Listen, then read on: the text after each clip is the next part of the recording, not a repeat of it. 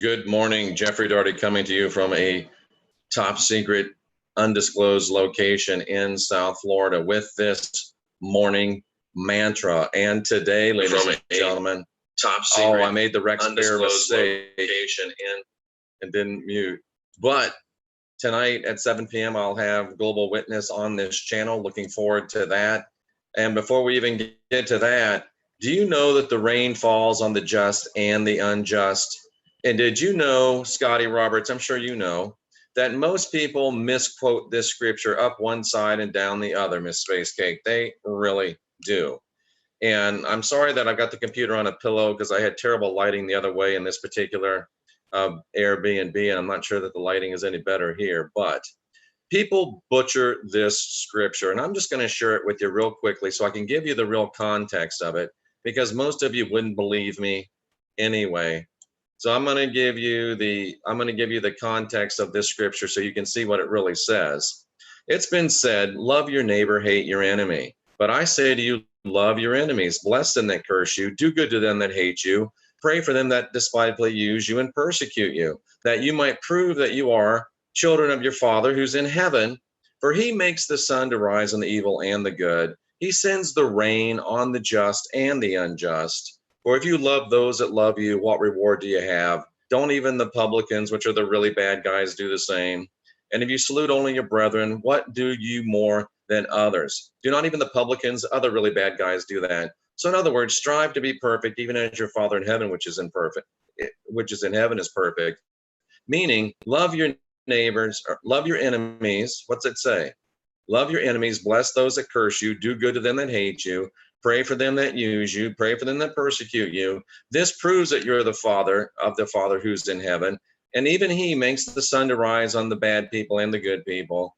He even sends the rain on the bad people and the good people. So I'm sorry, Christian, you've been misquoting this scripture for years. It does not mean that the rain falls on good people and rain is bad, and for some reason even the righteous suffer. That's not what it means at all. It means that rain is a good thing. This is in an agrarian culture. Rain was the lifeblood of this culture. So it means that rain is a good thing.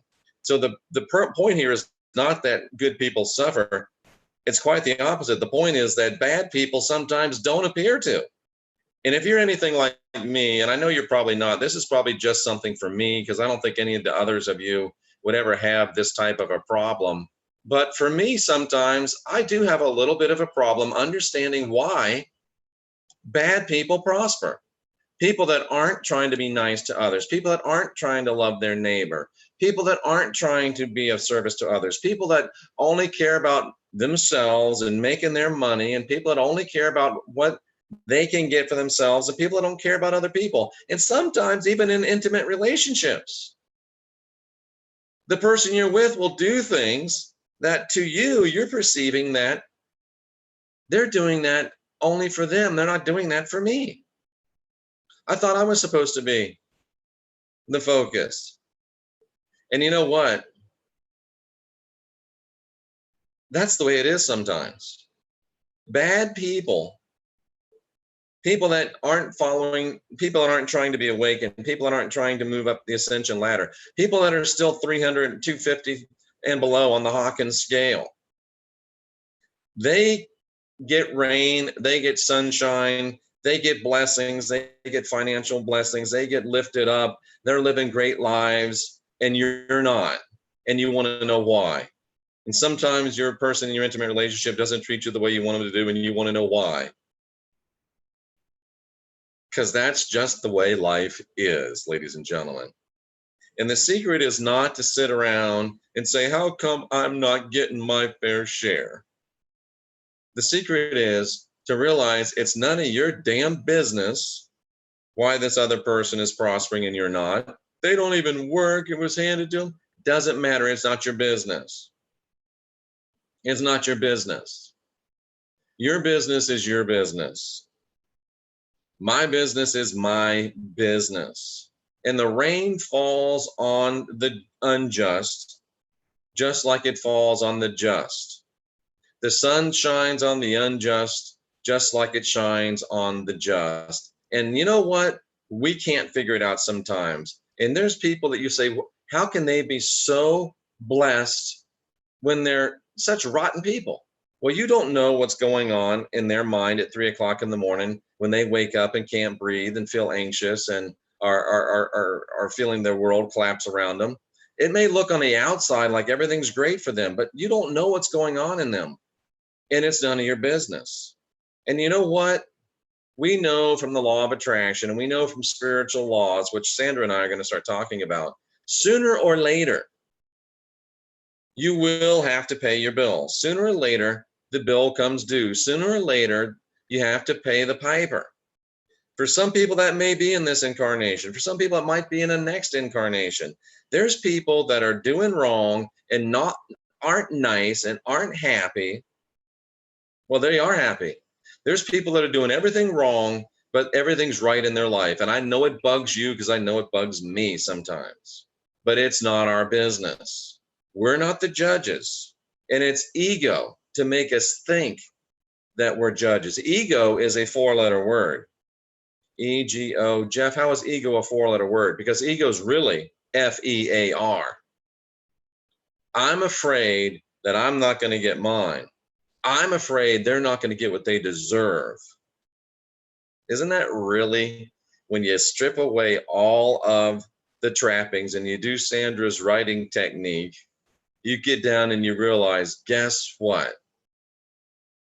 It's really my ego, and it's really my 4-letter word, F-E-A-R, ego, because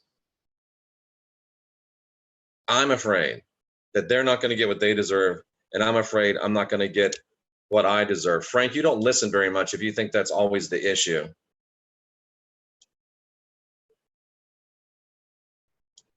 You don't listen very much if you think that's always the issue.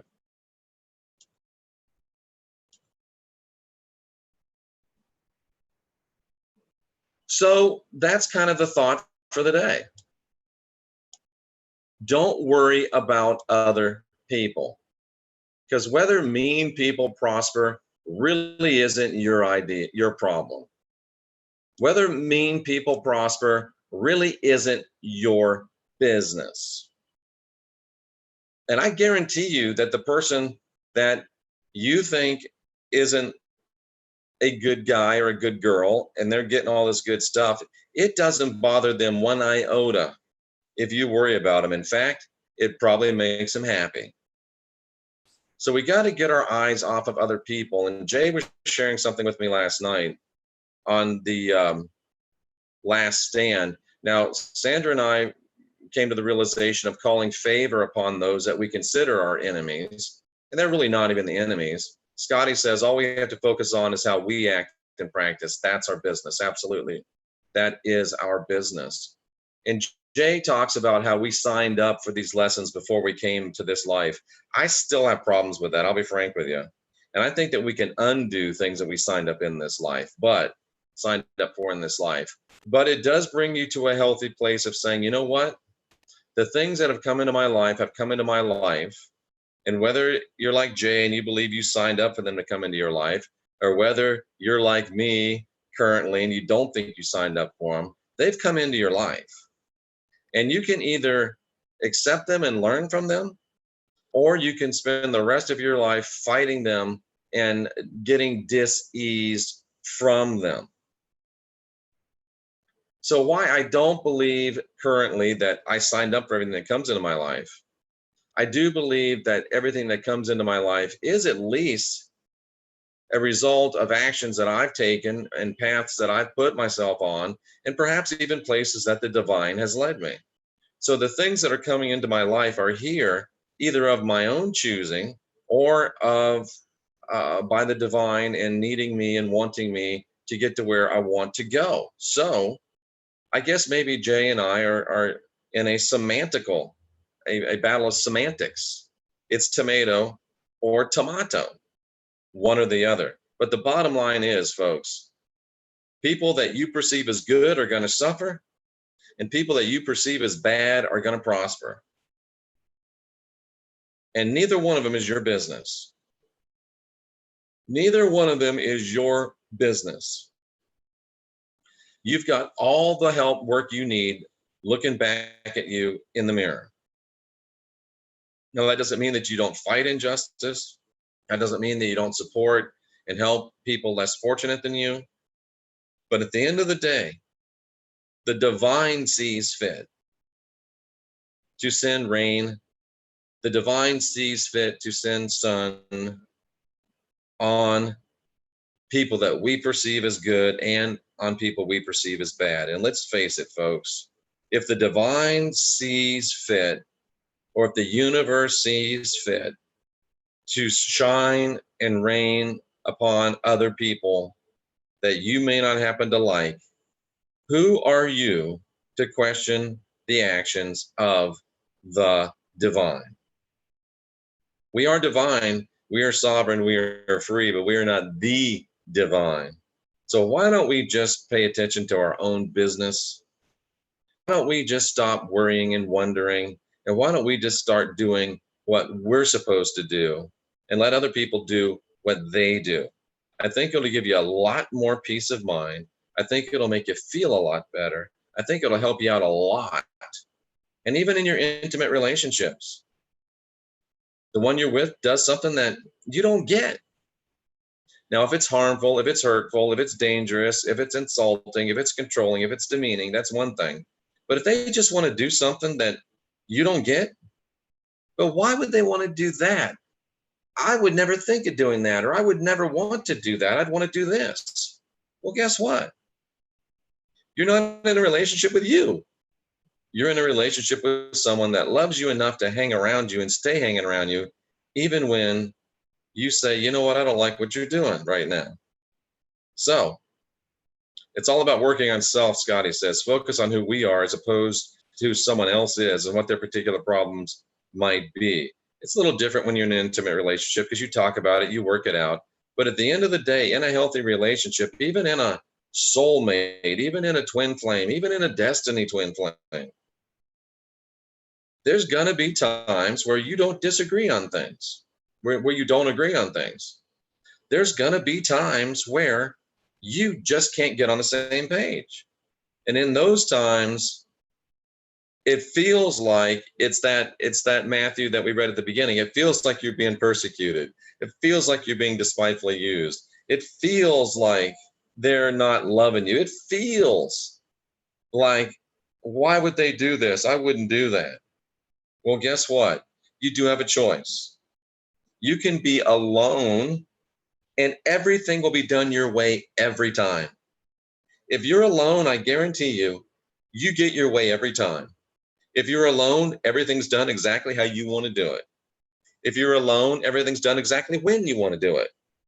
If you're alone, everything's done exactly how you want to do it. So if you really want your own way all the time, it's easy. Just be alone. However, if you want to be with someone, there's going to be times when you don't get your way. There's going to be times when Jeff doesn't get his cookie. And you know what? There's going to be times where Jeff should get a cookie, but he doesn't get one anyway. Because he's not just with himself. That's the way it goes, ladies and gentlemen. So we have a choice. We are divine, we are sovereign, we are free. Let people be people. And when you're in your intimate relationships, do the math. No, you're not always going to get your way. And if it comes to the place where you don't get your way enough, there's always the highway. You can be alone and you can get your way every single time. What do you want? What do you want? It really is just that simple. I thought this was going to be a little 5-minute morning mantra, but here we are, over 14 minutes. Scotty makes good points. Saul of Tarsus, the false apostle Paul, encouraged all men to be single. And Scotty says that makes me want to go the other way and be coupled. I agree. You know what? It ain't perfect, but it's better than the alternative, in my opinion. So anyway, ladies and gentlemen, that's the morning mantra for today. The rain falls on the just and the unjust.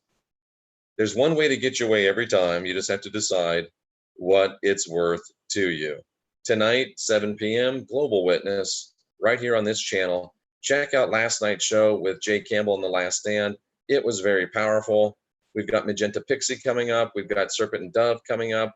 We've got Avery from Lois coming up. We've got a lot of amazing, powerful content heading your way. We've zoomed over 15,000 with 20,000 now in view, 25,000 by the end of the year, I think, or even more. We are rocking. We are rolling. And tonight, you just have to ask yourself, are you ready to witness the unindoctrination? I'm Jeffrey Daugherty. This is New Cosmic Knowledge. Think about it. I think it might help you. And until next time, the divinity in me does recognize the divinity in you. Scotty's settled in Texas, so we'll have the Consequential Rapscallions Texas version on Thursday night. And I salute you for being here seeking after truth. JeffreyDaugherty.com, rawreflections.org, serpentanddove.org. We're here to help you. We have made some changes in how we work with people, so see those websites to make sure that you are in the know, because we're here to help you create yourself and build the life you'll love.